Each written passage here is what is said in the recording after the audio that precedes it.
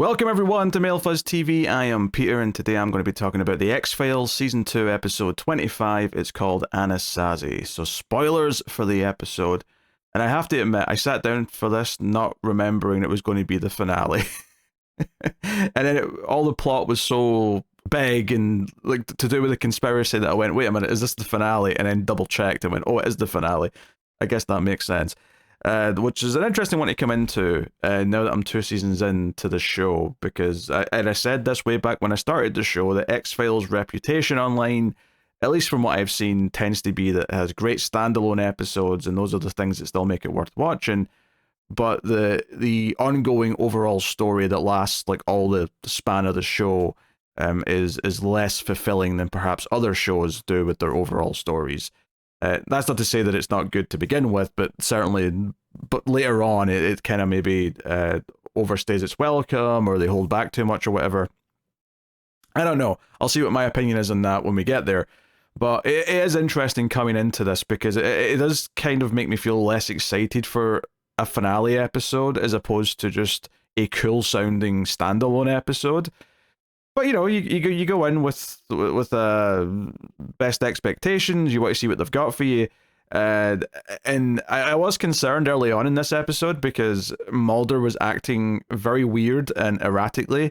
But luckily, almost immediately, Scully starts questioning, why are you acting so weird and out of character?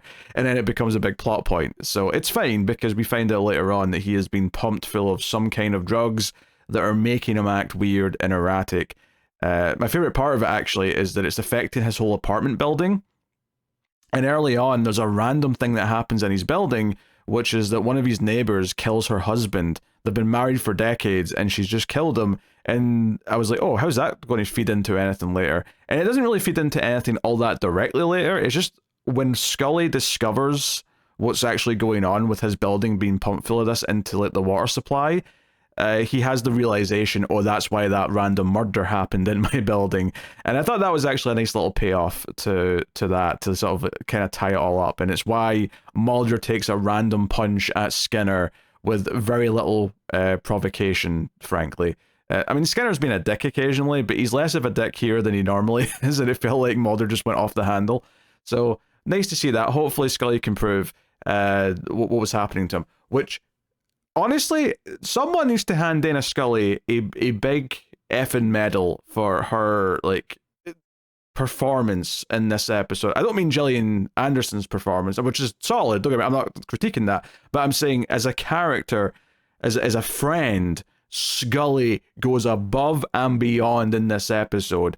This woman in this episode... She's the one decoding the mysterious like government file that Mulder ends up with. She's the one who's almost getting shot at. She's the one who discovers what's actually happening to Mulder. She takes care of Mulder when he's in like a situation with an attacker. She also investigates various other things. She's checking his gun ballistics to get him out of trouble with the FBI, so that she's trying to prove that he's innocent. Like, she is taking care of his spooky investigation and her own investigation while he's just spiraling out of control. And it's not his fault. We know he's on something later in the episode, but Scully is juggling everything on her own in this episode, and it's actually, by the end of it, I'm like, oh, Mulder, buy her a nice thing. Like, what does she want? I don't know if Scully gives a shit about jewelry, but buy her a nice diamond or something, or buy her a car, buy her a house. It doesn't matter. Like, she's earned it. She's earned something by the end of this episode with just how much of taking care of Mulder's bullshit that Scully goes through in this episode.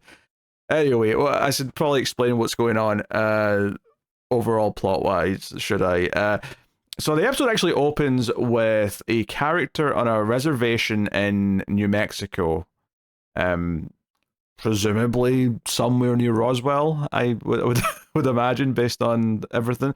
But basically there's an earthquake, and it uncovers a little bit of something buried under the sand up in kind of the quarry of this like desert. And this like sort of like late teenager character, although he's you know, his grandfather ends up being important later, and we get a little introduction to him as well. But he finds, I thought it was just a UFO buried in the sand at first, but it turns out later it's actually a train. But the opening teases that there's like dead bodies. He's found a dead body. He brings a dead body back to his family. His grandfather says, "Oh, you have to put that back. You know, they'll be coming now." But the body does not look human. The body looks alien in some way, right? And when I say the body, we're talking about a skeleton here. We're not talking about something that still has flesh. Whatever this is, it's been dead for quite some time. And that's what we got the opening titles on. And then all the plot with Mulder plays out. And like all this stuff at the start is kind of forgotten about for a while, right? It comes back into focus later on. And the actual main plot is about this hacker that the lone gunmen have worked with in the past, or at least got an intel from him. And he is hacked into the Department of Defense and got the original MJ files, which apparently are all the files talking about Roswell, alien stuff. And not even just back then. I mean, we find out later on that apparently Scully's name is mentioned in a test later on, which I'm wondering if that links back to a previous episode when she got abducted or something. Like, they maybe tested her for some stuff. But it's all in code, though, right? So there's a whole thing here where everyone's hunting this guy, seemingly. The lone gunmen come to Mulder and say, he wants to meet with you. He's the one person that you're the one person that he thinks he can give this information to. And just showing the age of when the X-Files was made, the data that he downloaded from the computer, from the internet, is on like a digital cassette, which is a really specific slice of time, because I've never touched a cassette that goes into a computer, but there's a generation older than me that definitely remember this as a thing, but I certainly never encountered it. But that's what the data's on, and Mulder's all excited about it, but when he sees that it's all in code, he thinks it's just gibberish, that someone's played a joke on him, and he starts like throwing things around the office. But Scully saving the day is like, no, I recognize this. This is in code. You need someone who speaks Navajo, I think she said. It was a code that was used in World War II because it was the one like code that the Japanese couldn't translate from or something like that. They couldn't crack the code. But only certain people can translate it, which is going to lead us back to the grandfather Native American that we got at the start of the episode. And we eventually get there, right? Much later on. But that starts us down that path. But so much of the episode now is about the fact that Mulder has this information. Seemingly the smoking man and the powers that be are aware that he's got this information, potentially because they've already kidnapped or arrested the hacker and gotten the information from him that Mulder's in possession of it. And they're all kind of conspiring and, whatnot. I mean, there's a whole big sequence, actually, right after the files are stolen, where we get like a game of telephone, where it's basically all of the shady leaders in all of the different countries. It ends with a smoking man, but it gives us the indication that all the other people we see speaking German, Japanese, whatever it is, are all their country's version of him. Or at the very least, someone really high up in their governments. And they're all like, hey, the MJ files have been taken. Oh, this is bad. This is bad. And also, I'm not a particular fan of his, but I can't hear MJ without thinking Michael Jackson, just because I feel like that's pop culture-wise what people think of when they hear MJ. So, I don't know. And then I had a dark joke to myself where I thought, oh, they've got secrets about what MJ was doing with kids. And that's what they're all trying to cover up because they're all fans of Michael Jackson's music, which was a bad joke, I admit. But it did pop into my head. So, look, from here, there's a lot of shady shit going on with Mulder being spied on and Scully trying to help him out. Mulder's clearly getting sick. He's got a fever, but he's refusing to admit it. And of course, ultimately, the big punch against Skinner, where he's sent home, and that means Skinner's got like a committee to talk about Mulder, and they question Scully about, are you lying for him? Are you covering for him? You were supposed to be spying on him, and things seems to have changed, blah, blah, blah. So all of this is going on, and it's really spiraling all this down. And of course, I think we, the audience, naturally think the smoking man and the powers of be that he's a part of are behind a lot of this. But the episode from here kind of indicates that, no, there's separate entities that are operating in the shadows, and the smoking man and the US government aren't necessarily the ones that are drugging Mulder, which ultimately is designed to make it look like Mulder might be the one who's killed his father, which is kind of where we're getting to now, is that Mulder's father pops back up in this episode. The smoking man goes to see him, and it turns out that Mulder's father is in some way involved in some of this stuff from back in the day when he worked at the State Department. He's in the MJ files. His name's going to pop up. He was a part of this. A couple of interesting things that come up here is that he says, Mulder's father gets kind of concerned and says, "Oh, you wouldn't like kill Mulder, would you?" And the Smoky Man says, "Oh, I've protected him up until now, haven't I?" Which is interesting that, in some ways Mulder's being kind of protected from just being assassinated because his dad has some connections to the Smoky Man, and while he's tried to stop Mulder and impede everything he's doing, he has maybe not taken the easy route of just having him shot in the head. It's not the only reason, perhaps, but it's certainly interesting to think that that's part of the reason why Mulder's had kind of, dare I say, plot armor in some ways, occasionally. So, interesting. But Mulder's father can't take it. He's clearly guilty about whatever's in there, whatever he's done in his past, and he wants to tell Mulder. But just as he's starting to confess to Mulder, he goes to the bathroom and gets killed by an assassin. And the one thing he's able to say before he dies is he says, "Forgive me," and he mentions the merchandise. I think he says that when Mulder says, "For what?" Like, "Forgive you for what?" He's like, "The merchandise." And it's around this time in the episode that we've already heard Scully have part of the files translated, and one of the words that was translated first was merchandise. So it's like, okay, what's going on here? What is with that? Yeah, but it definitely seems like the assassin that killed Mulder's dad, and then later seems to be coming for Mulder, and also is seemingly involved in gassing Mulder to make him look more erratic, so that when his dad dies, it looks very convincing that Mulder has been spiraling, he's been attacking people at work, and ultimately killed his father. They want to set him up for that. It does seem like this assassin and all the things related to that have not come from the Smoking Man, and therefore at least his portion of the US government. And I say that because there could be different segments within the US government. There's a lot of things going on with this stuff, which, I mean, I mostly liked all this stuff, right? It was mostly entertaining, particularly when it started to cast doubt on, like, because Mulder, I think, just rightfully assumes that certain people are involved in a lot of this stuff. But ultimately, it turns out that not really, that there's actually multiple groups at play here. And it does make me wonder, who was this assassin working for? Where did he come from? Is it just one of the other countries trying to take care of Mulder because they don't trust the Smoky Man and the American government to take care of him? Is it because... I don't know. Like, there's definitely some questions, coming from that I don't have good answers to yet, and maybe that's something we'll get a bit more of in the premiere for season 3. But there's more stuff here. Someone takes a shot into Mulder's apartment, tries to, and almost kills Scully. Actually, she gets grazed in the head with the bullet.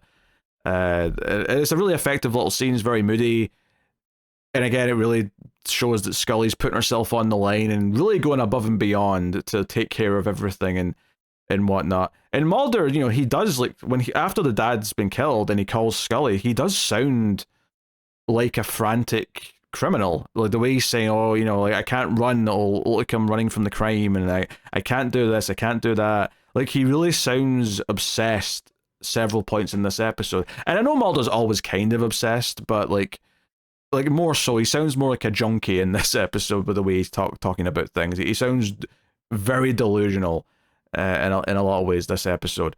But obviously, Scully puts a lot of these things together, and it's when Mulder comes back to his apartment, and the assassin tries to kill him. He gets into a fight. Scully shoots Mulder because Mulder's refusing to drop the gun that he's got pointed at the bad guy. And later she explains that she did that specifically because that was the weapon that was used to kill your father, probably. And if you use it to kill this guy, then it's going to make it very, very hard to argue that you couldn't have just used it to kill your father. So again, Scully thinking 2 steps ahead, and much clearer than Mulder was, certainly. Like, Mulder, I don't even know why Mulder's debating with her, because when he wakes up and finds out that he's been getting drugged with something like LSD for weeks, and that's why he's been acting so weird, he really should just put, like, the guard down and say, "Okay, Scully, tell me what's right and what's wrong, because clearly my judgment over the past week has been completely untrustworthy. Like, tell me what's going on and what's happening, and we can go from there." But, things calm down. And the closing kind of section of the episode where we're with the Native American old man, he kind of explains some things to Mulder, and his grandson takes him up to the location where everything, where the buried train is. and gets a little bit of insight into the idea of like this. Actually, that's Scully who hears more of the translation and tells Mulder over the phone. This word merchandise pops up again, where it's like some of it is gibberish, but the stuff that's in there that's actual real information is that there were like I think it's the Smoky Man who actually says, because the Smoky Man also calls Mulder and tells him that his father couldn't live with what he did because he authorized what's in those files, and that's to do with the merchandise. And it's right after he says that, I think, where Mulder goes into the train and finds, or maybe it's just after or before, but he finds this pile of dead bodies, all these skeletons that all look like aliens. They all have weird skull shapes. However, one of the other words that was translated from the file was vaccination, and Mulder does find on one of these bodies a smallpox vaccination scar. And he's like, well, what have they done? And then it also, one of the files also says something about experiments on humans. And it's like, okay, are they saying that certain smallpox vaccinations were actually a cover for kidnapping humans and doing experiments on them with alien DNA? That would be my hunch at this time, based on what the show's done before and based on what they're kind of teasing here. Admittedly, in a post-COVID world, I don't really want to hear about conspiracy theories about vaccinations, because I feel like I've heard enough of that from certain groups of people in the last few years. But obviously that's not on the show because this was made before all that. But still, just worth pointing out the weird like PTSD flashback I got when they started hinting at there was like fake vaccinations, or that vaccinations are dangerous, or whatever. Definitely playing into a particular fear. But yeah, I mean, I do think this felt like a big deal, which I think is important for the show, is that finding this pile of deformed skeletons that the government has literally buried in a mountain, and Mulder seeing this with his own eyes, does feel like a big deal. The way the Smoky Man's try to get him to not go in there and not find it and try to talk him down. And does specifically say that his father was nothing to do with him, and that he knew his father couldn't live with what he had done in the past. This idea that his father was involved in some way, that's a new thing, right? I don't think we've known too much. Maybe there was like a hint before, but this was a relatively new big chapter here. That Mulder's father has involvement in the past with this stuff, which. It would be very coincidental that Mulder's sister was then abducted if it was just complete happenstance. It makes me think now that because of the father's involvement in this stuff actually made Mulder's sister a target. Maybe I'm making a huge leap there, maybe there's nothing to that, but that would be my inclination at this point, would be to be guessing that like Mulder's sister being abducted wasn't just a completely random abduction. That would be my guess at this point. But it is a big episode in that it does show you these big visuals. Like, even just seeing that dead body at the start in the opening felt like a big deal. And the fact that it opened with that, so you're sort of like thinking throughout the whole episode, when are we getting back to that stuff? And for Mulder to actually finally like be going to this location, and we see the exact same bike ride up to where the train is. It felt like a big deal, Mulder getting to just witness some of this with his own eyes. Mulder, of course, is the one who's so passionate and is obsessed with finding this stuff and wants the truth. It's something the show pretty much beats us over the head with constantly. That him getting to actually see this did feel like a fairly big deal. I will point out, though, do you know how every so often, I've kind of stopped bringing it up because it happens like maybe once an episode and it's not a huge deal. But because we're watching like the HD remasters of all this stuff, but every so often there's that one shot, usually an exterior shot, that they didn't have the original footage for, so it's just this really blurry shot compared to the rest of the nice HD image. There was a really weird one in this episode that happened both times on the bike ride up to where the train was. Happened at the start when it was just a teenager, and then again when it was him and Mulder, where it must be something to do with the effect, because clearly the stuff in the foreground on the actual sort of the rocky road going up the side of the mountain was high quality. It was HD, it was clearly nice and pristine. But all the stuff in the background that was like, the vista, right, separate from the foreground, looked really blurry in VHS quality, like some of those low quality shots that are occasionally here in the HD version. that don't match the rest of the footage. And it's the first time I think there's been a combination of both. And my assumption is that the way they did this effect, which is, just a simple green screen thing, really, where they've put in the background separately from the foreground in some way, is that they had the original footage for the foreground, but they didn't for the background. So we get this weird mishmash of like one of the weirdest like green screen looking effects I think I've seen in some time, just because it's like a real mismatch of like quality between the two of them. So I mean, it's not that a big deal. It's just something I'm using that I noticed because it stuck out compared to all the other examples that I've noticed up until now. Is that it was a mix of both high quality and low quality versus just one random shot of VHS blurriness. But yeah, it is what it is. Not a big deal. So yeah, like I say though, I think Scully's the one who deserves a medal for this episode, just because she is constantly running after everything Mulder's doing whilst also investigating everything that he's brought to her. Because, she's the one who's tasked with going off and getting a translator for the files, which she does. And that leads to, to going to someone else, because she gets to a woman who can translate a couple of words, but no, you kind of need someone who's an expert in this, someone who was around at the time, and that eventually leads to the grandfather character. And that, like, she's doing all that.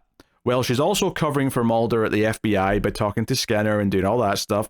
And then she's also investigating Mulder's apartment building and getting shot at, finding the gas tank stuff and all. Like, she is just, throughout this entire episode, being the MVP in every way possible and keeping her head on straight the entire time. It really is quite spectacular. And I think because Mulder, well, it's explainable as the episode goes on why he's acting so weird. I think early on in the episode, it does make Scully feel like she's like an island of just sense, because like Mulder's not making any sense, I think, to the audience, because he's acting so weird and out of character, that every time it goes to Scully, it's actually like a comfort that someone's acting in character, that someone is making sense to us.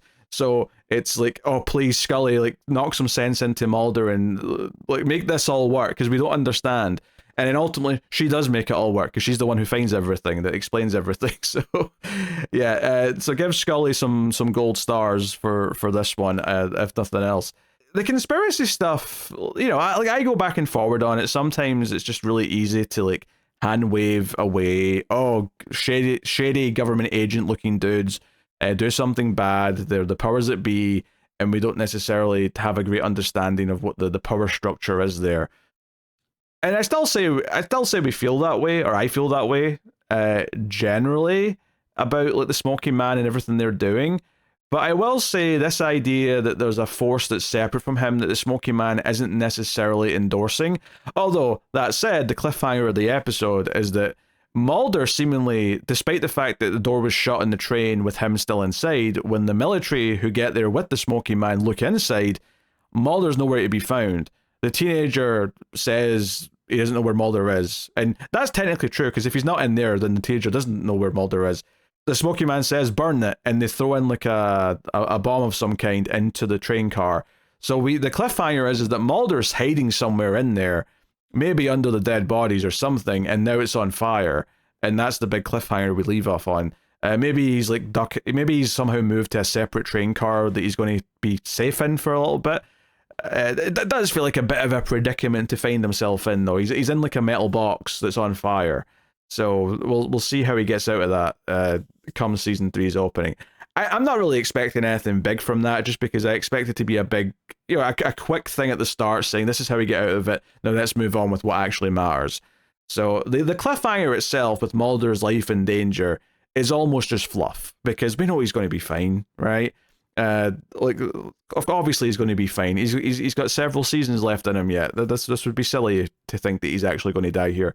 So I think I phrase it that way because there's nothing wrong with teasing the possible death of a character, even when you know they're not going to die, because they're one of the main characters.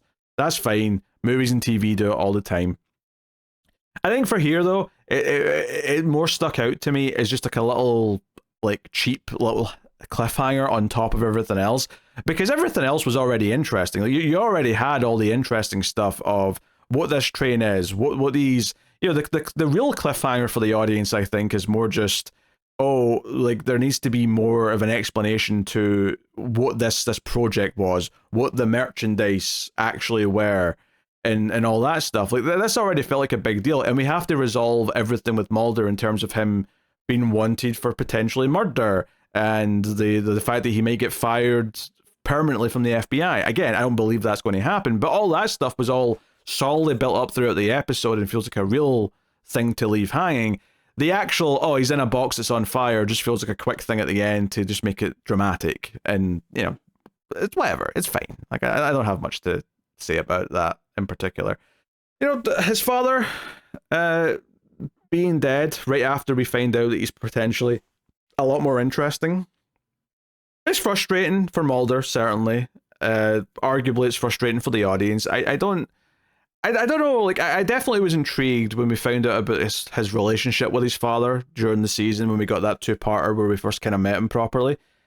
And it definitely felt like there was some exploration to be had as to why he's been so standoffish with his son. Certainly, based on what we find out in this episode, I would assume that part of the reason why he's got such a cold demeanor with Mulder is that it feeds into his guilt. I think he knows what Mulder is constantly looking for. I think he has a good idea, clearly based on the conversation with the smoking man, he clearly has a good idea of the type of things that Mulder's investigating and is wanting to find out, like the truth that he's looking for. And I think a lot of his relationship with Mulder probably feels quite cold because Mulder is this big living, walking guilt trip for him. If he has always felt guilty about this project that he was a part of, or that he signed off on back in the day, then it makes sense that Mulder's like hunt for the truth and all this stuff would make him feel even more guilty. If he wasn't already feeling guilty, then it would certainly add a lot to it if he was. So yeah, I think that fleshes him out a little bit more, makes him a little bit more interesting. Arguably, maybe there's a bit more we could have done with him before he died, but obviously it's a finale. You want to do something dramatic. It almost makes me wish that there was a few more episodes with him throughout the season, just sprinkled throughout. Maybe not where he was the focus of the episodes, but just maybe another 1 or 2 episodes where there was a reason for Mulder to check in with him, or for him to call Mulder or something, just to make it feel like a recurring character had died, as opposed to someone who had just shown up once. Because it was effectively, it was over a 2-parter, so technically twice, but really it's a 2-parter, so it's only on the one story. It would have been nice to maybe make it feel like, oh, this is someone that we've been seeing a few times. You know, if I'm going to compare the death of fathers between the two characters, I would say that Scully's father's death had a bit more of an impact. And I think had a bit more of an impact on her in terms of her dealing with that, and her being challenged with her beliefs because of, like, you know, some afterlife things that were going on around that. Mulder's father dying, I think, is interesting. But it's not quite the mystique around it as Scully's did, because it felt like it was really challenging what Scully believed in and whatnot. Whereas with Mulder, he's already a conspiracy nut. The fact that his father's also part of the conspiracy, I don't think really changes much from how he thinks about things, other than just being a bit of a gut punch that, oh, his father was in on it all along, kind of thing. But I am intrigued, though, about the father's having guilt, though. It makes me think a lot of the original Deep Throat, having guilt about what he's done, and it's why he's helping Mulder. And in some ways kind of makes it feel like Deep Throat was like a father looking for redemption, and his real father wants that redemption but was never really man enough to actually do, like, you know, try and get that redemption. You know, he almost was starting to in this episode, but was killed before he had a chance to actually even maybe do anything redemptive with his son. There's some interesting character things there that to consider, I would say. But Scully's the MVP of the episode easily. Not even thinking about it. So yes. Yeah. That's pretty much my feelings on the episode. And if I remember correctly, I'm going to double check because I don't remember off the top of my head, but I think I did a top 5 episodes video for season 1, which would mean that I should be doing that for season 2. So I'm just double checking I did that.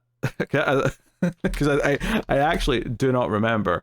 I did do that. Okay. All right. So so next video will not be season 1's premiere. Next episode will be a top 5 episodes video for the season, which will now be a thing that I will remember every season, hopefully.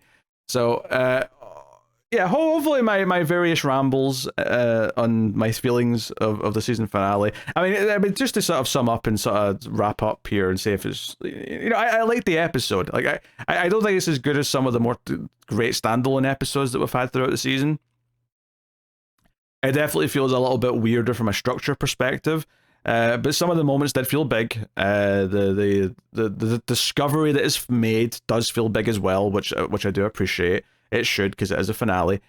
So yeah, if I'm rating the episode, if I'm rating the episode, this is tough. This is why I didn't want to rate TV episodes, because I'm feeling conflicted here between a couple of numbers. I think I will eke it out to an 8, but it kind of climbed up to that by the end. I was feeling definitely a bit more mixed earlier on when I wasn't sure what was going on with Mulder, but I'll say 8 out of 10 overall. And if I'm picking a scene of the week, which people, it was indicated to me that it would be fun to still do that. I just forgot to keep doing it, it wasn't like a choice I made. I mean, scene of the week for me this episode is probably, it's tough. I do think the opening is quite interesting and how it presents I think the opening cliffhanger to go to the opening titles, sequence is quite good. I don't think I'm going to pick that though. I'll settle on the like Mulder actually seeing the pile of bodies, because it did feel like a big deal. I was trying to think of something a bit more nuanced, something a bit more unique to pick, but I feel like that is probably going to be the lasting image that sticks with me from this episode. So that'll be a thing. Now I think I will say what's coming next time on. Actually, maybe I shouldn't, because it's kind of the second half of a two-parter, so maybe I won't do that actually. I just thought it would fit better here than at the end of the top 5 video, but honestly, when it's a two-parter, I don't think I want to look ahead and see what it says about the next one, just because we're already kind of in the story. So there you go. That's my feelings on the season 2 finale of The X-Files. My biggest critique would probably just be that it feels like everything is immediately on edge because Mulder's already acting out a character at the start of the episode. It's the sort of thing where I might have liked if they'd sort of started building that up a little bit over the last episode or two. Admittedly, given that in X-Files, they're the last 2 episodes, they were in different states. He wasn't staying at his home for that period of time, so it wouldn't have even made sense. But it would have maybe felt like a little less random that he was acting so out of character if we saw him start to get a little bit agitated, perhaps, in the previous episode, unrelated to whatever the case was. But I get that there's some difficulties with that, but it would have been maybe a smoother transition into the start of this one, where he's already acting like he's on edge, like he's a dick. So, but minor quibble, all things considered. So yes, let me know what you thought of the season 2 finale, and indeed season 2 as a whole of the X-Files in the comments. Do like, subscribe, helps out a bunch if you do, and of course you can support all the content over at patreon.com/MailFuzzTV and get some bonuses for your trouble, including the MailFuzz Movies YouTube channel where all the movie podcasts live. Do check out them if you haven't. But I'll be back with the top 5 episodes video hopefully next week. Things are lightened up a little bit, and it should be a more consistent schedule for the foreseeable future. So thank you very much for joining me. Keep watching TV. Have you got any vanilla? So yeah, let me know what you think of the episode in the comments below. You can, of course, like, subscribe, all that stuff helps out a bunch. And of course, you can support by going over to patreon.com/MailFuzzTV and supporting over there and help keeping all the reviews coming, both here on MailFuzz TV, but all the movie podcasts over in MailFuzz Movies. Check those out if you haven't. But that is me. So thank you very much. I will see you guys next time. Keep watching TV. Have you got any vanilla?